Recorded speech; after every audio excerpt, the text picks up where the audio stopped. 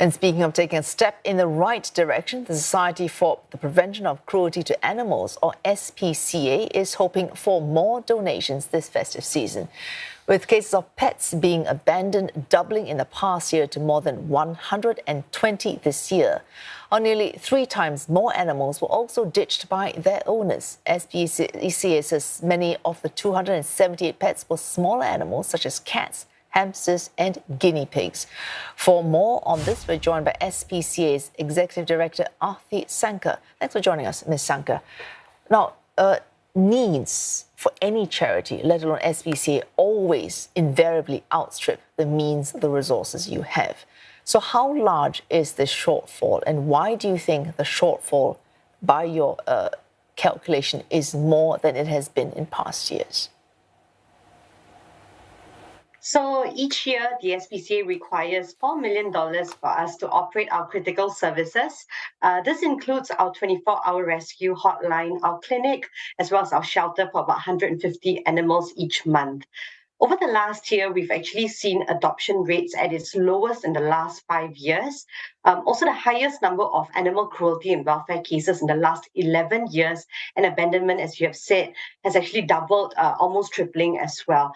Because of this, we're seeing a much higher number of animals coming into our care or requiring our attention, and operating costs have increased tremendously in the last year. As such, we started a year-end campaign, the Christmas wish list. We have a target of about $380,000, and we are about $200,000 short now.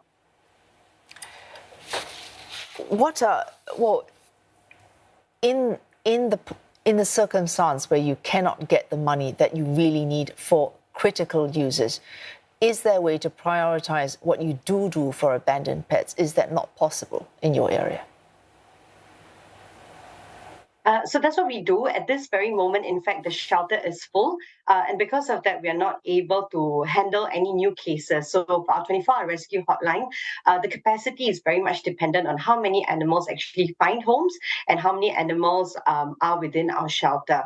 The minute we hit about 70 to 80% of our full capacity, we need to prioritize only life or death emergencies.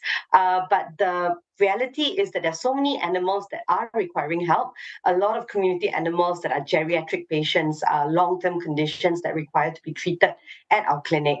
So as far as possible, we try our best to increase our fundraising appeal and reach out to more members of the public to support us.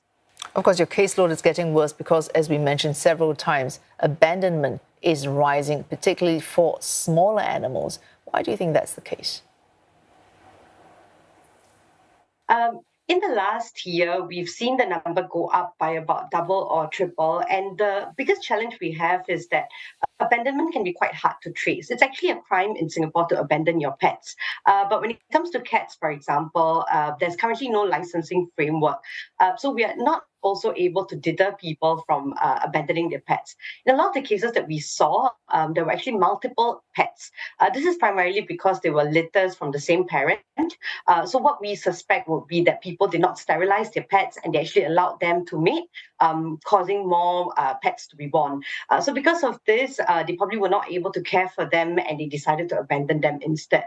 At the same time, I think there's also the post-COVID aftermath that we're dealing with. The first is that there were some people who actually decided to perhaps adopt a pet or buy a pet during COVID for companionship, who may now realize the reality and the cost of true pet ownership.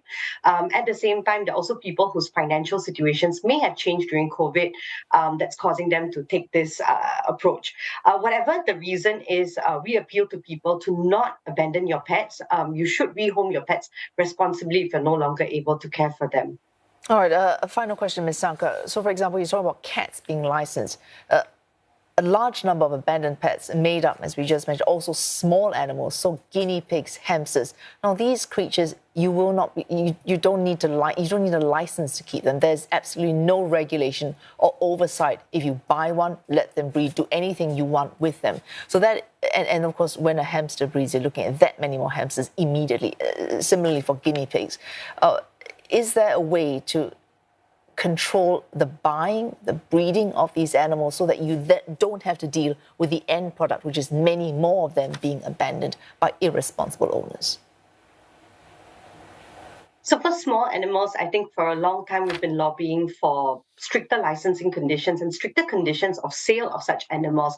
In fact, in a pet shop, even a young child can actually purchase an animal like a hamster, and we think that that should not be the case. So we have been lobbying for such conditions. When it comes to cats, there's now going to be new regulations, and when that comes into play, there are a few possibilities. But the first thing is that cats will now be licensed in HDB flats, and this alone would be a deterrent, as we've seen the same with dogs as well. So there are definitely lesser cases of dogs being abandoned. Still are, because some people may purchase their dogs and not license them, but the proportion is much lower. So the first thing is really to control the source, and if we're not able to do that, then I think we need to educate the public. We need to share with people why purchasing a pet may not be the most ideal option for them, and also whether they are truly ready to have a pet. And if they're going to, then they need to know what proper housing conditions. If the pets can be sterilized, then they have to do so as well.